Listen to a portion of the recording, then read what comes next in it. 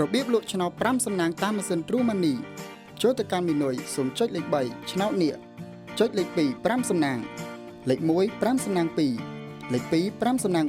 3របៀបលក់ឆ្នោត5សំណាង2សូមចុចលេខ1 5សំណាង2លេខ1ចាក់រើសពីលេខខាងចុងលេខ2ចាក់ឆ្លាស់លេខ3ចាក់អូសរបៀបចាក់រើសពីលេខខាងចុងសូមចុចលេខ1ចាក់រើសពីលេខខាងចុងលោកអ្នកអាចរើសប៉ុកបានតាមតម្រូវការ A B C D និង E ប្រសិនបើចង់ចាក់គ្រប់ប៉ុស្តិ៍សូមចុច S1 បន្ទាប់មកចុច S2 សូមបញ្ចូលលេខដែលលោកអ្នកពេញចិត្តជាមួយនឹងទឹកប្រាក់ដែលលោកអ្នកចង់ចាក់បន្ទាប់មកចុច S2 បើចង់កែប្រែចុច S2 បើយល់ព្រមចុច Enter ខ្ញុំយល់ព្រមខ្ញុំចុច Enter បន្ទាប់មកនឹងទទួលបានសំបុត្របញ្ជាក់ពីការលក់